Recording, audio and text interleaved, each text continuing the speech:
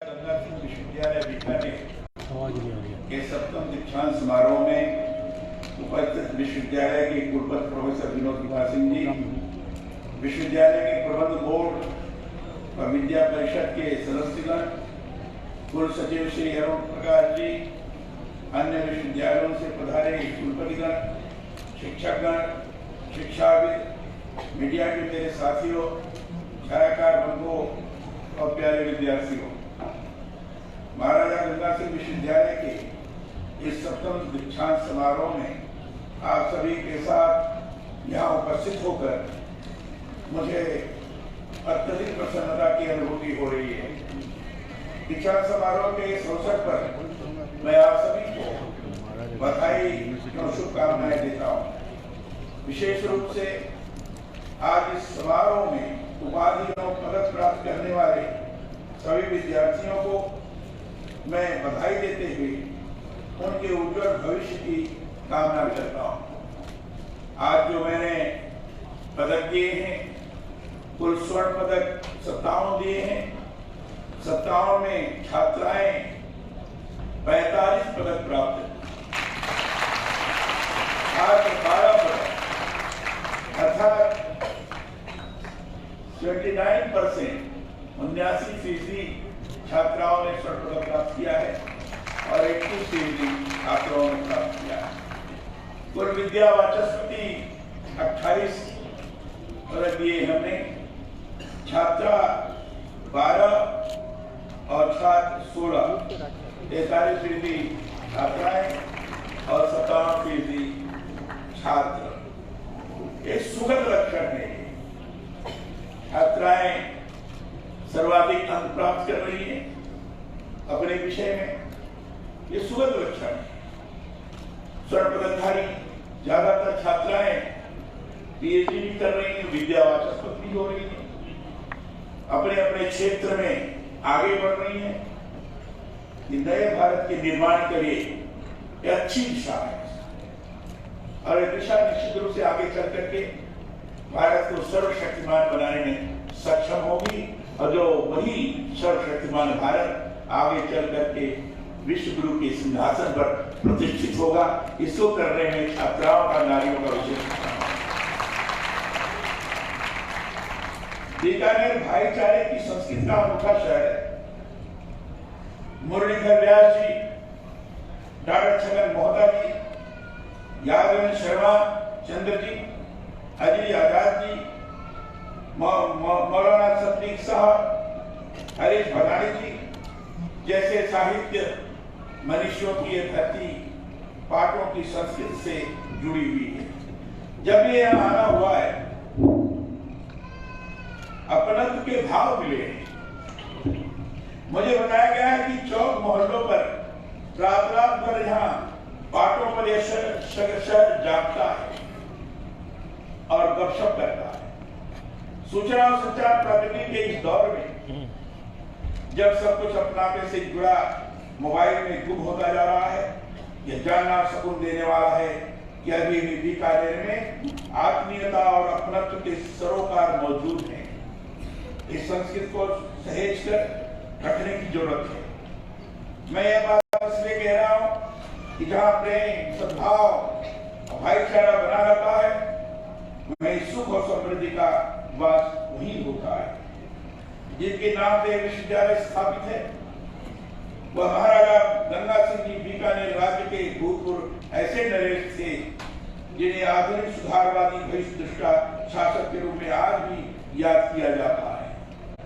प्रशासनिक सुधारों और विकास गंगा बहाने वाले लोकप्रिय राजा के रूप में उन्होंने अपनी पहचान बनाई। मैंने उनके बारे में पढ़ा है और ये पढ़कर तो और भी अच्छा लगा कि महाराजा गंगा सिंह जी ने प्रजा प्रतिनिधि सभा का गठन कर अपने शासनकाल में कर उसे व्यवस्थापक सभा करते हुए इसके जगह प्रजा के अधिकार बढ़ाए थे। लोकतांत्रिक प्रणाली में विश्वास करने वाला शासक सही मायने में विकास का संवाहक हो सकता है। अपने पुत्र शार्दुल सिंह जी के काउंसिल के सभापति बनने पर उन्होंने जो कहा था वो मैंने पढ़ा है।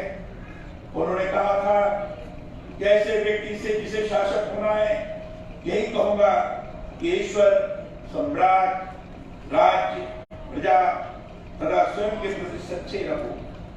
यह बहुत बड़ी बात है। मैं आप सभी विद्यार्थियों से भी इस दीक्षांत समारोह में यही कहना चाहता हूं कि जो अपने प्रति सच्चा रहता है वही जमीन में निरंतर सफलताएं प्राप्त करता है। शिक्षा का मूल अर्थ ही अपने आप को जानते हुए सच की राह पर चलना है। अभी दीक्षा मंत्र मैंने पढ़ा था, सभी को शब्द की मुद्रा में खड़ा करके उनको सुनाया था।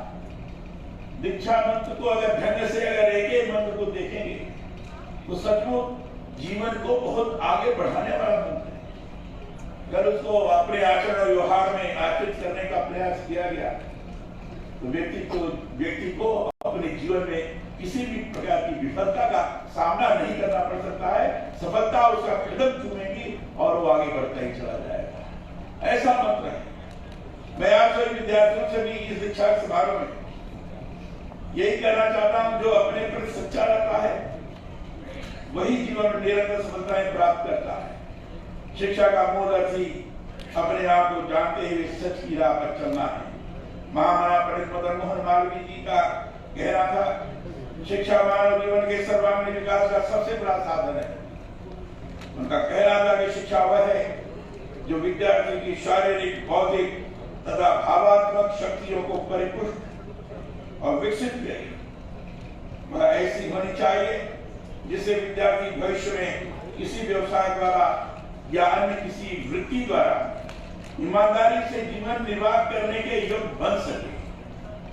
हमारी जो नई शिक्षा नीति है उसका मूल भी यही है।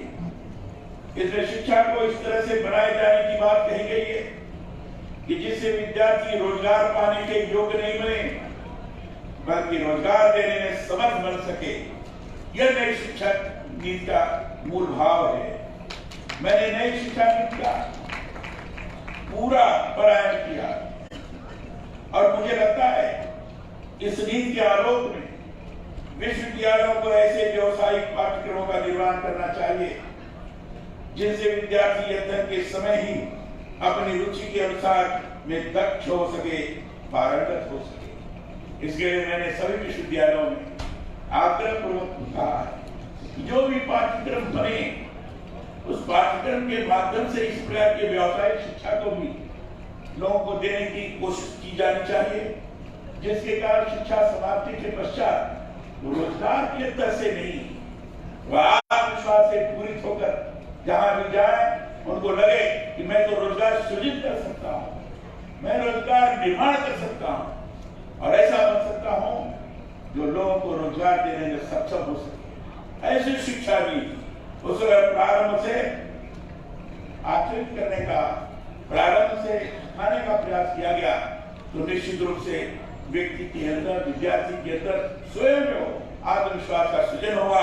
जब व्यक्ति के अंदर आत्मविश्वास का सृजन होता है तो उसको निराशा कभी आती नहीं, हताशा छू ही नहीं जाती। शिक्षा से चरित्र निर्माण ही नहीं होता बल्कि ये विद्यार्थी के सामाजिक और आर्थिक परिवर्तन में भी महत्वपूर्ण भूमिका निभाती है।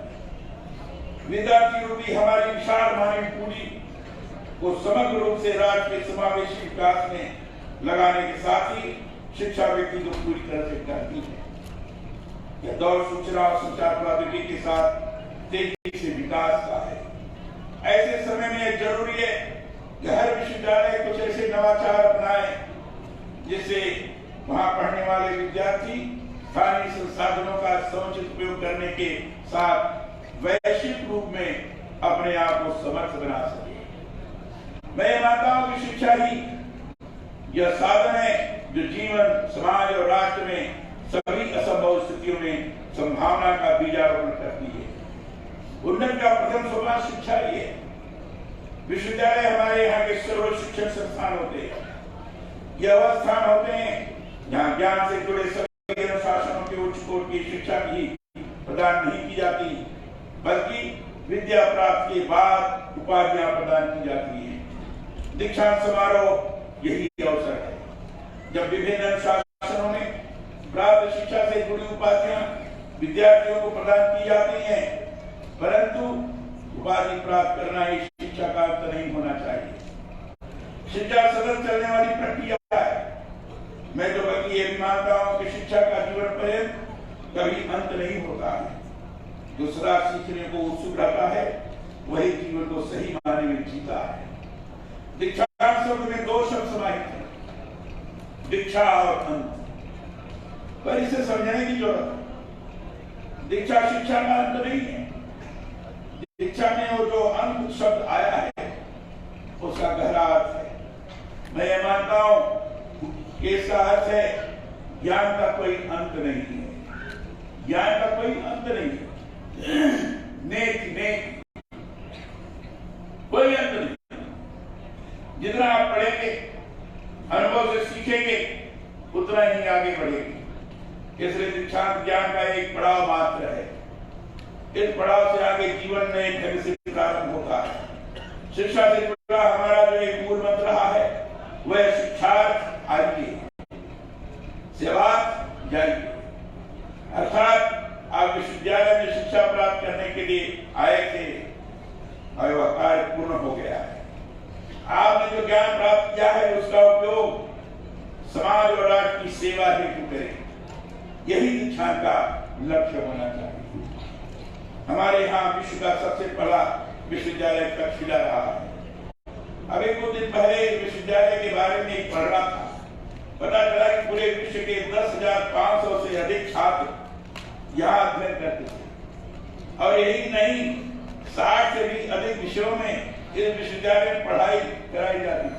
60 से अधिक विषय पढ़ाए जाते हैं। सिकंदर ने जब हमारे यहाँ आक्रमण किया तब संसार के सबसे प्रसिद्ध विश्वविद्यालय के रूप में इस विश्वविद्यालय की ख्याति थी। यहाँ पर वेद, वेदांत, अष्टादश विद्याएं, दर्शन, व्याकरण, अर्थशास्त्र, राजनीति, युद्ध विद्या, शस्त्र संचालन, ज्योतिष, आयुर्वेद, ललित कला, हस्त विद्या, अश्व विद्या, मंत्र विद्या, विविध भाषाएं, शिल्प आदि विशेष रूप से शिक्षा प्रदान की जाती थी। पाणिनि, कौटिल्य, चंद्रगुप्त,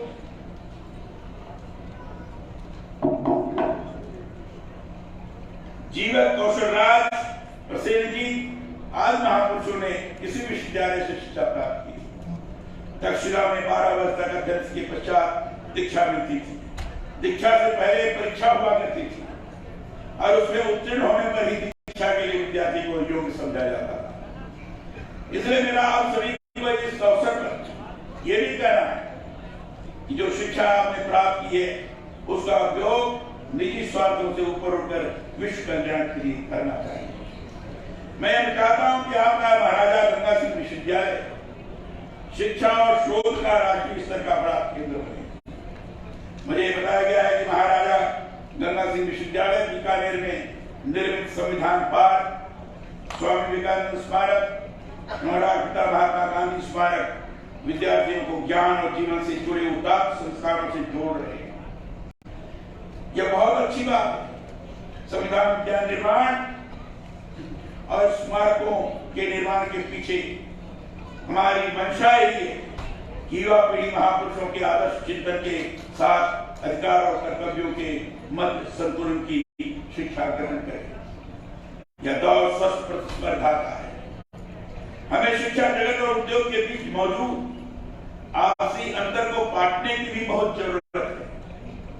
आत्मनिर्भर भारत को तभी हम सही मायने में साकार कर सकेंगे जब उद्योगों को विश्वविद्यालयों से अच्छा मानव संसाधन मिले और विद्यार्थियों को व्यावसायिक कौशल। इसी से देश आगे बढ़ सकेगा। हमारे विश्वविद्यालयों में इस दृष्टि से समग्र रूप में वातावरण बनाने की आवश्यकता है। मेरा शिक्षकों से भी आग्रह है कि वे हमारे युवाओं को नियमित शिक्षा के साथ साथ उन्हें कौशल को बढ़ाकर स्वरोजगार और प्रतिस्पर्धात्मक रूप से आगे बढ़ने में महत्वपूर्ण भूमिका निभाने के लिए तैयार करें। मैं चाहता हूं हमारे शिक्षण संस्थान अनुसंधान प्रौद्योगिकी के विकास, नवाचार, उद्यमिता की भावना को पोषित करने का माध्यम बने। विश्वविद्यालय की पहल पर अंतर विश्वविद्यालय क्रीड़ा एवं सांस्कृतिक कार्यक्रम आह्वान 2022 के आयोजन के लिए आपको बहुत बहुत बधाई। मैं समझता हूं कि ऐसे आयोजनों से विद्यार्थियों में खेल एवं सांस्कृतिक भावना का प्रभावी रूप में विकास होता है। मुझे इस बात की खुशी है कि अखिल भारतीय अंतर विश्वविद्यालय स्तर के विभिन्न खेलों में महाराजा गंगा सिंह विश्वविद्यालय बीकानेर ने 3 स्वर्ण, 8, 9 रजत एवं 16 कांस्य पदक से कुल 28 पदक प्राप्त कर राष्ट्रीय स्तर पर विश्वविद्यालय का नाम रोशन किया है। विश्वविद्यालय के इतिहास विभाग की छात्रा मोनिका जाट ने नई दिल्ली में आयोजित एशियन साइकिलिंग चैंपियनशिप में पदक प्राप्त कर विश्वविद्यालय और राजस्थान का अंतरराष्ट्रीय स्तर पर जो सम्मान बढ़ाया है, उसके लिए भी मैं उन्हें व्यक्तिशः बधाई देते हुए उनके उज्ज्वल भविष्य की कामना करता हूं। मुझे बताया गया है कि महाराजा गंगा सिंह विश्वविद्यालय द्वारा राष्ट्रीय शिक्षा नीति 2020 को विश्वविद्यालय स्तर पर प्रभावी रूप से क्रियान्वित कर चॉइस बेस्ड क्रेडिट प्रणाली लागू करते हुए एलओसीएफ के अनुसार पाठ्यक्रम संचालित किए जा रहे हैं। मैं इसके लिए बधाई देना चाहता हूं कुलपति महोदय को, उनकी पूरी टीम को। इसी तरह विज्ञान, विधि एवं शिक्षा में स्नातकोत्तर स्तर पर संबद्ध महाविद्यालयों में सेमेस्टर प्रणाली लागू की गई है। मैं चाहता हूं नई शिक्षा नीति के आलोक में शोध एवं नवाचारों की संस्कृति विकसित करने की दिशा में भी आपका विश्वविद्यालय पहल कर कार्य करे। बीकानेर सांस्कृतिक दृष्टि से ही महत्वपूर्ण नहीं है, बल्कि मीठे और नमकीन उत्पादों के साथ ही 1000 हवेलियों का शहर भी कहा जाता रहा है। मैं चाहता हूं बीकानेर के सांस्कृतिक वैभव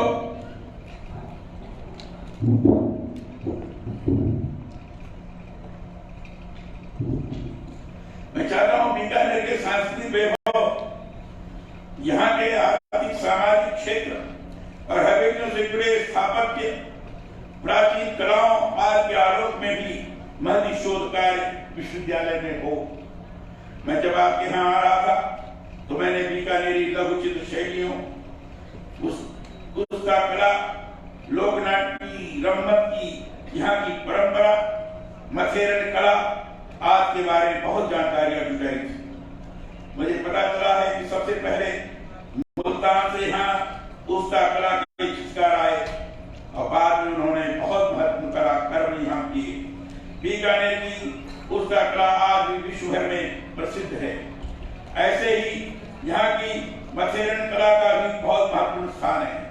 होली से 1 माह पूर्व ही यहाँ रमतें होनी प्रारंभ हो जाती है। यह बहुत महत्वपूर्ण है। कलाओं के इस धरोहर को सहेजना बहुत जरूरी है।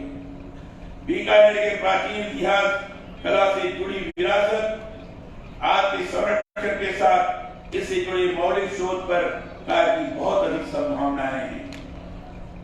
मैं चाहता हूं इस दिशा में विश्वविद्यालय पहल करे।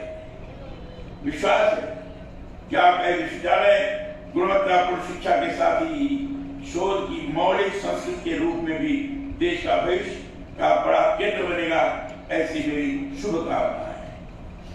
दीक्षांत समारोह के इस अवसर पर पुनः मैं सभी उपाधि धारक और पदक धारक सभी को फिर से मैं बधाई देते हुए अपनी बात को यही समाप्त करता हूँ।